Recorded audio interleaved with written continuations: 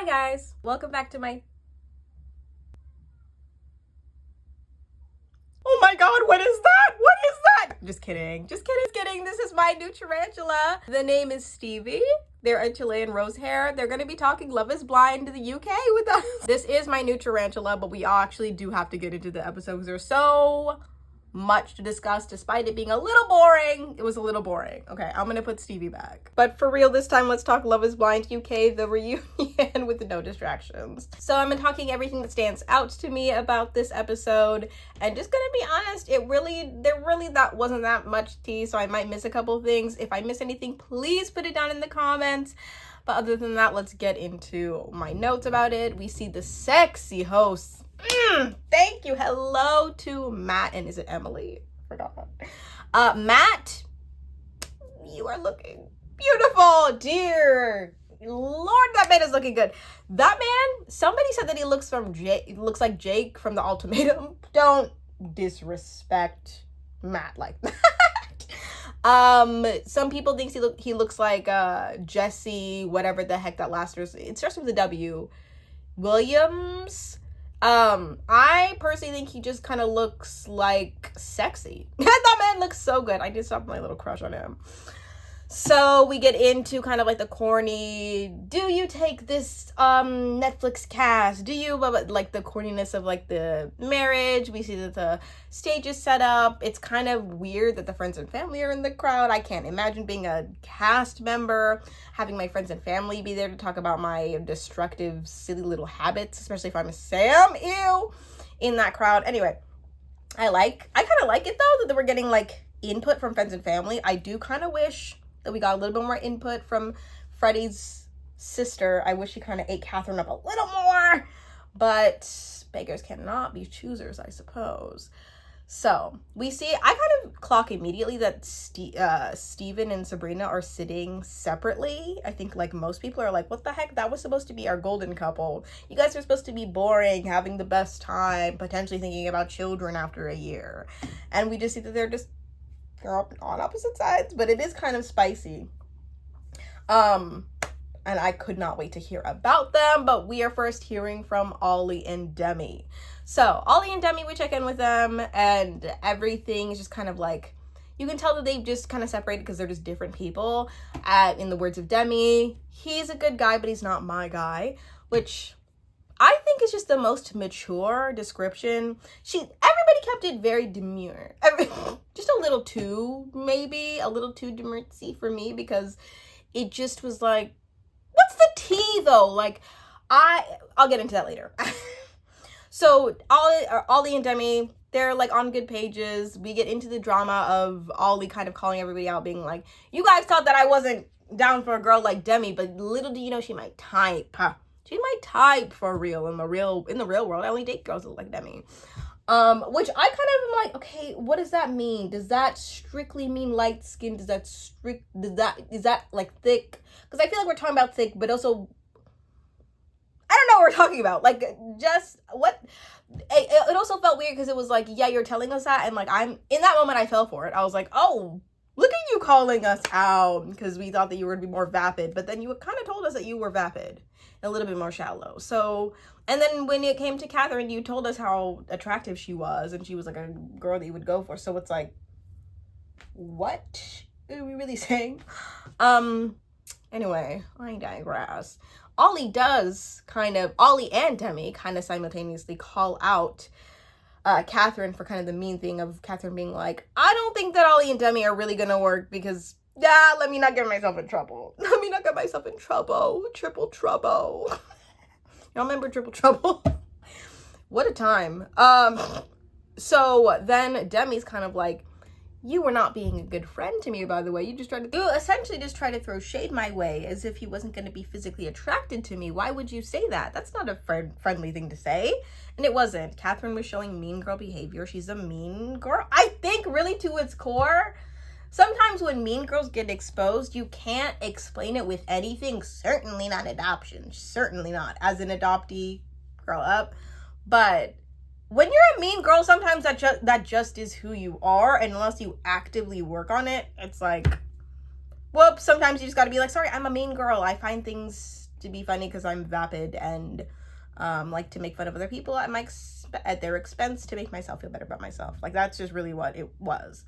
But of course you can't say that, so she was just like, sorry, I'm uncomfortable. It felt very uncomfortable. So it just is like this weird moment of tension between Catherine versus Ollie and Demi, and the hosts are just like, let's squash it then. Let's squash it. This isn't going nowhere. Which I appreciated because it's like, yeah, no, I do have other tea I would like to discuss, such as Steven and Sabrina.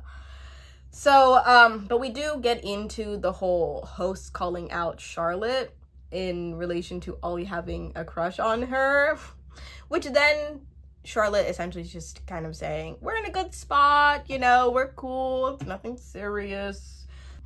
Just a beautiful people just having beautiful little fun. That's really what it felt like. So then we see Demi talking about her parents and about how she just wanted to feel closer to them. How sweet was that? Very much, very cute.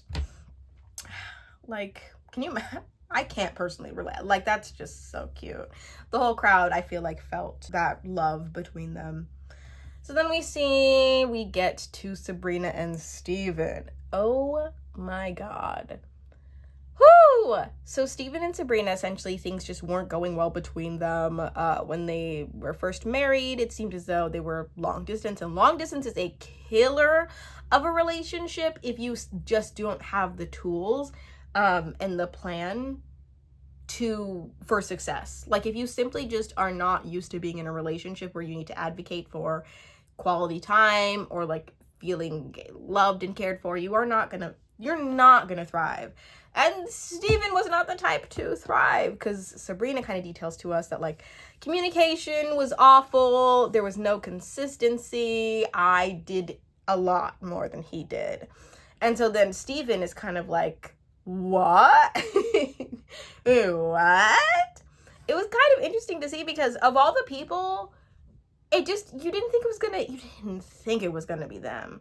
And so then when, you know, and it's crazy because I was like thinking, I think I've seen this before. I think I've seen this before because I am projecting and I am generalizing, but honestly, I feel like a lot of girls have been in this position where they want to do as much as they can to make the relationship work, and the guy just doesn't do as much, and then is making you feel like bad about the fact that you're like trying your hardest to make things really work. But then it's still telling you that like he's just as committed. But it's like, as Sabrina said, Sabrina visited 7 times, he only visited twice. What? And then he's like, I don't even recognize who you are. I don't even know who I'm talking to. And she's like, yeah, because you haven't seen me for 8 months. You haven't seen me, we haven't talked. Which, I do want to be fair in this moment. I'm going to try to be fair to Steven. It is so humble. It is probably incredibly humbling to a level I don't even know.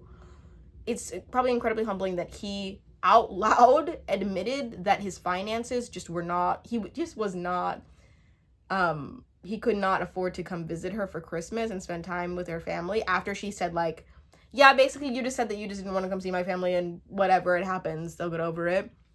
The way that he kind of defended himself was like, I was just a little too poor. I was just too poor.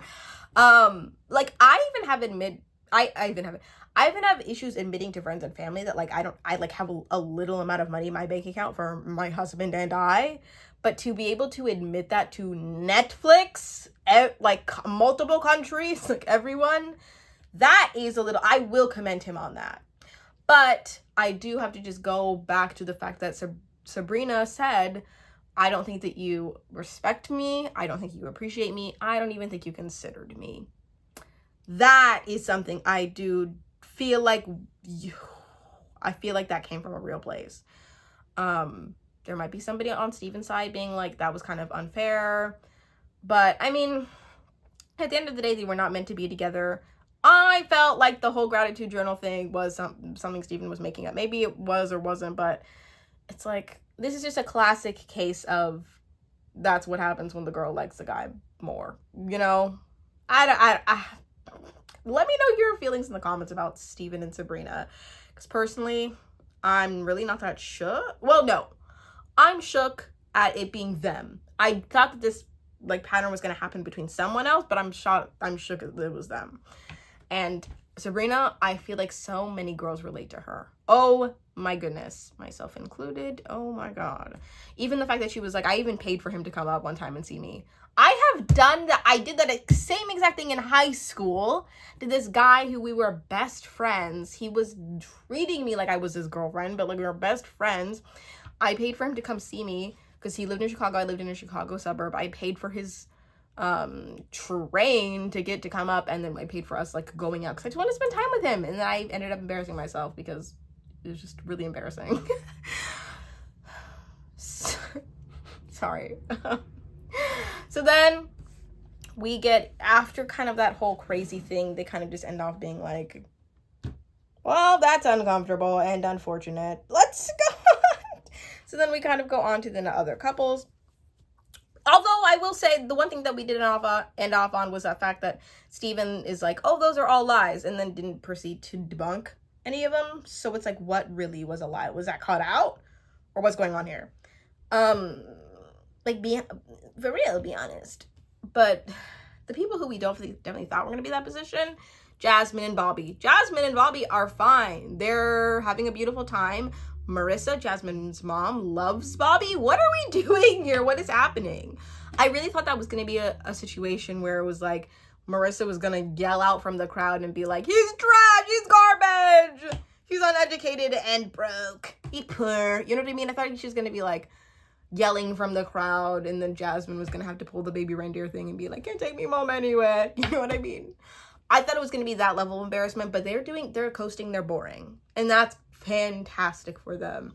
At the end of the day, you know what? I'm rooting for everybody's happiness. So it's really good that Steven and Sabrina at least had that experience of just like trying things out and then just realizing, you know, Sabrina probably just deserves somebody who's going to meet her halfway for real. Yeah, like the whole Bobby and Jasmine thing, that's a shock. Okay, then we see Tom and Maria. I will say I love Maria's family, although I feel like I've been kind of battling with Maria's ideals versus Tom, because I feel like a lot of people were really coming for Tom and being like, how dare he say that at the very end of the reunion, where he was just talking about, oh, I don't want my little son to feel like he has to pay for everything, and then my daughters to blah, blah, blah. I feel like Maria really put into perspective how disrespectful that was. And the moment she was saying it, I was like, that is actually really disrespectful. Like he fully sat down with he fully sat down with her mom and then proceeded to be like, I don't want her to be the way that she was raised, because it's like, I don't want my sons to blah, blah, blah. It's like, that's weird. Why can't you just talk about like the person at hand as opposed to, you know, like children and my future wife's role and my role? It's like, what? I don't know, especially because he had met the family. Like, just be a little bit respectful, put a little bit more respect on their name. And it's uncomfortable. The hosts catch up with them and they're like, so how are we feeling? And she's kind of like, nothing. And he's like, and then the host just kind of like, would you give another shot? And she's like, no. And everyone's just kind of laughing about it. It just feels awkward. It feels awkward between them. They're not meant to be together. They figured that out. There's no chance for rekindling.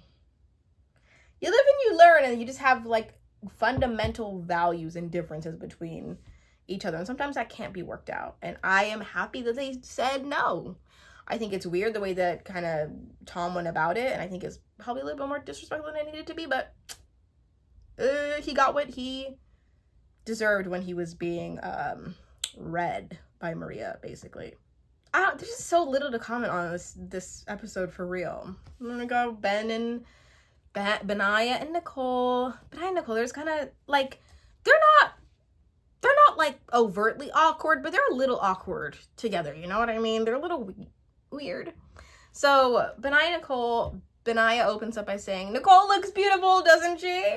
Which is very evidently was opening up to be like shade. And I was like, yeah, even her eyes are beautiful. Even her eyes, not boring brown. It's like, okay, Ben, you got the girl. It's been a year. Like, everybody hates Sam. Like, you didn't have to do that, but I get it. He was kind of like, the type of partner that you do want, because if anybody comes at you, like if anybody were to come at me, I would want my husband to be as like upset the way that Benaya was. But it's also kind of like, Benaya, like, you kind of look a little, it's a kind of embarrassing, like, isn't it not a little embarrassing? I don't know. Let me know how you feel about that. So, Benaya and Nicole, the thing is, the whole thing about this reunion is, like, I want to know where these couples are right now, you know? I feel like we got a lot of recapping as to what happened on the show, but I, like, would like to know, up to date, are Benaya and Nicole, although they're traveling to Ghana, they're, like, doing their thing, they're having adventures, what does Nicole feel about, you know, traveling? Are we doing it consistently? Are we, like, laying down roots for real? What's like long-term looking like? I know that was like I wish the host would have been like, I know that's one of your concerns in the pods is like him just kind of constantly moving. What is that relationship like now? What's the relationship to traveling you guys have together? You know? And to be like, I don't know. I just kind of feel like I don't know much about their lives right now, but I would love to, and we did not get that in the reunion that much. Like, they're having fun and they're boring, so just let us know, like, is there any tea right now in their current relationships? So then we have Freddie and Catherine. No tea was really spilled about this, and I really thought they were going to get into something. I really thought Catherine was going to pop off or do something, but they kind of just rehashed everything that's been said, and everybody has their little reactions to it, and, you know, like, Catherine's kind of trying to skate out of being, like, the little mean girl that she's played herself into. And then Freddie's sister speaks out about how they're just, like, not, you know, about how on TV they looked really good, but then it kind of was mismatched in person. I just want more tea. I want to know, what did it look like when they tried? What did it look like being friends? Like, are they actually friends now? Because I feel like two beautiful people like that cannot just be friends. I'm so confused as to, like, the fact that they are calling each other friends. But especially Catherine is, like, a little too... The fact that she has a history with him, I don't feel like you guys can just be platonic now out of nowhere. But maybe they are. That's just it. Like, I just need more answers. I do, but they kept it too demure-y for my taste. But at least they're being mature about it. And they probably nobody really regrets what they're saying at the reunion because they kept it cute. Sam comes out. Sam, the whole Sam thing, I really didn't get much out of that. Kind of felt like it was weird because he is a villain. I don't like him. I got a okay vibe in the beginning, but then the end is kind of just like, ew, I don't even want to see him on my screen.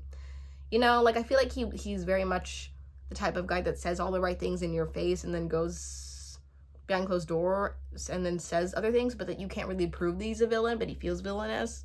So it's like, I don't even want to see him on the Netflix stage if you guys are not going to, like, bring something that's, like, for real. You know? Whatever, bro. That's all I have. That's really all I have. Please check out my book channel if you can, or my podcast, or whatever the heck I post on. You can support me in my links in the description if you would like.